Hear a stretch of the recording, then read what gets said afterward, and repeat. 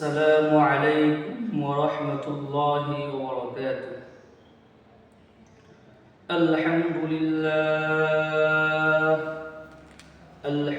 لله أستعينه وأستغفره ونعوذ بالله من شرور أنفسنا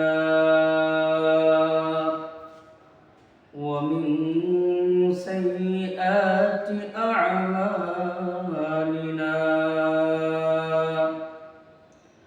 من يهد الله فلا مضل له ومن يضلل فلا هادي له. ونشهد أن لا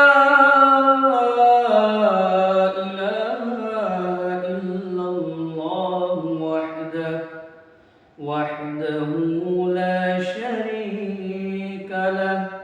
ونشهد أن سيدنا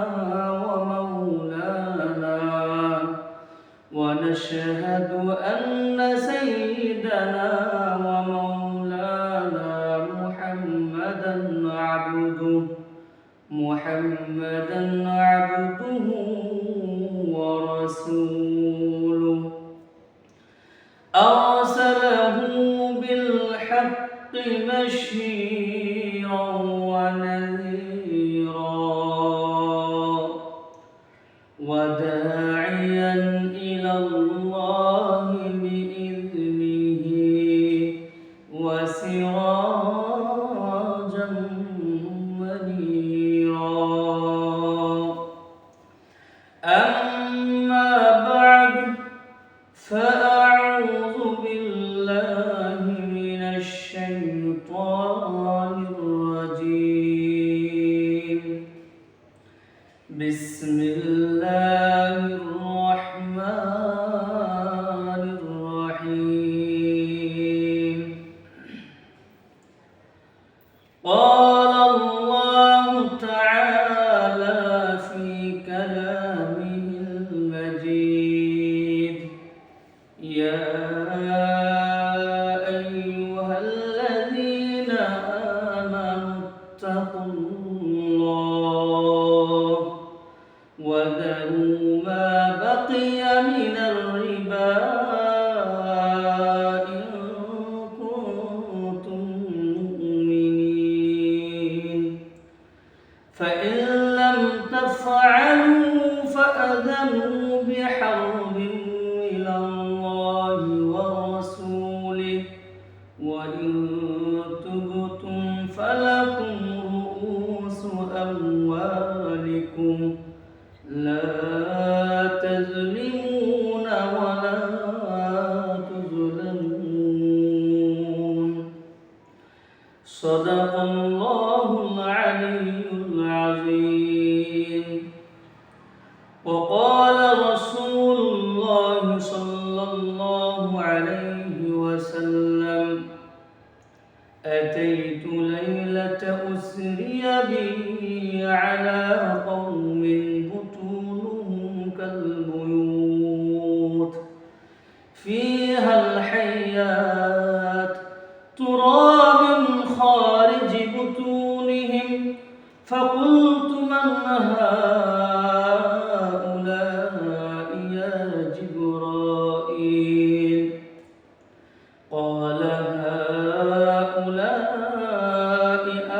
آكلة الربا، أو كما قال عليه الصلاة والسلام.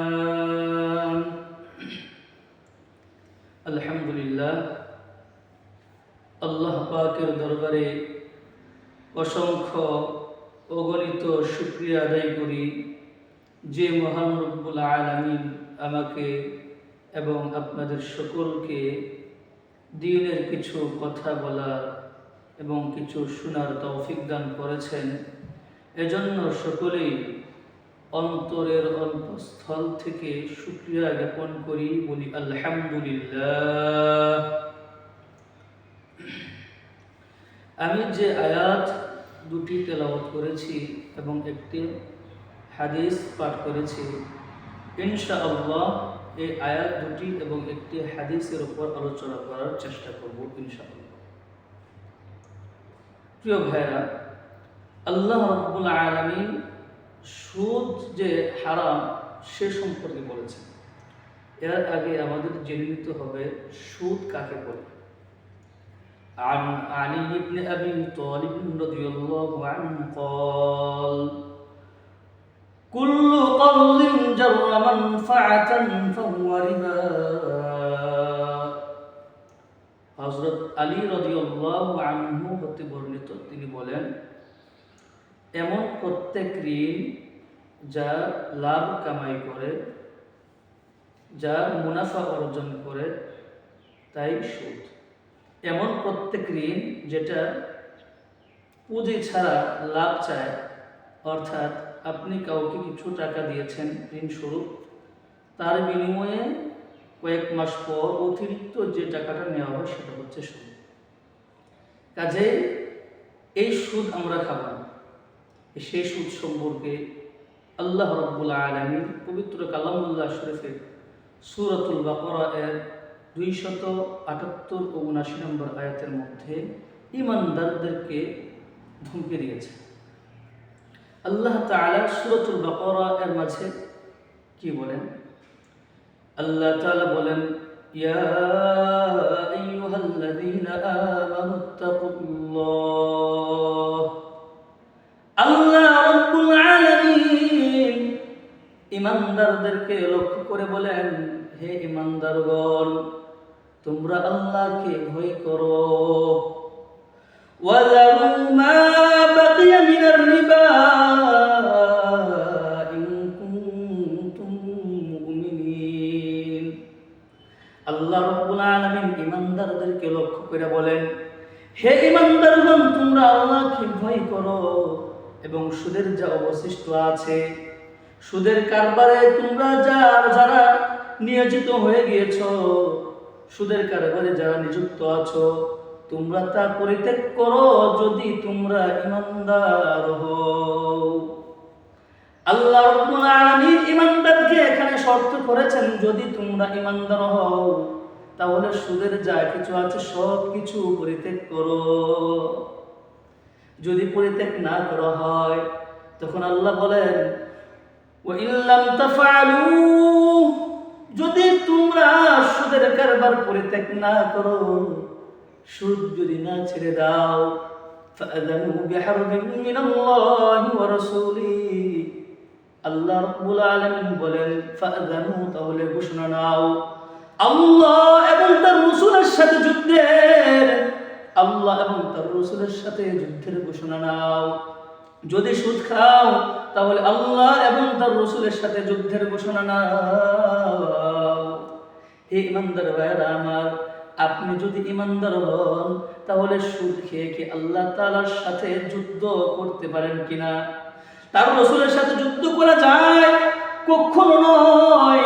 কোন ঈমানদার জান্নাতের আশা করে অথচ সে ব্যক্তি সুদ খাবে, এটা কখনো কল্পনা করা যেতে পারে না।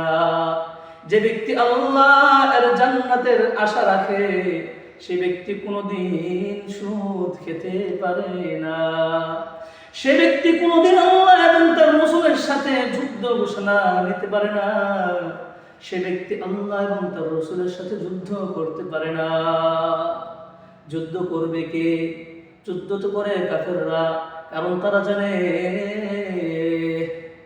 তাদের জান্নাত জাহান্নামের আশা নাই। আর ঈমানদার ব্যক্তি যারা আছে তারা তো জান্নাতের আশা রাখে। তাহলে তুমি কেমন ঈমানদার হইলা ভাইরা আমার? তুমি কেমন ঈমানদার হইলা? সুদ খায় আল্লাহ এবং তার রাসূলের সাথে যুদ্ধের ঘোষণার মাঝে তুমি লিপ্ত হয়ে গেলা। আজকে থেকে সুদ খাওয়া যাবে না।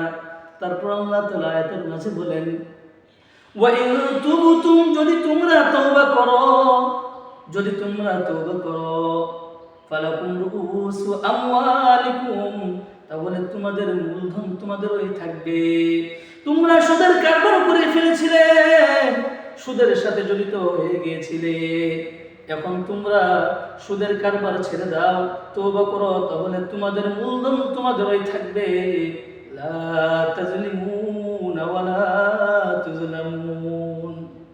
আল্লাহ তাআলা বলে দিলেন তোমরা কাউকে জুলুম করিও না। আল্লাহ রাব্বুল আলামিন তোমাদের প্রতি জুলুম করবে না। তোমরা জুলুম করবে না, তোমাদের প্রতিও জুলুম করা হবে না। তাহলে এখানে ইমানদারদেরকে আল্লাহ তাআলা কি বোঝাতে চাচ্ছেন? যদি ইমানদার হও, যদি মুমিন হও, তাহলে সুদকে ছেড়ে দাও। যদি ইমানদার হন তাহলে অবশ্যই আপনাকে সুদ ছাড়তে হবে।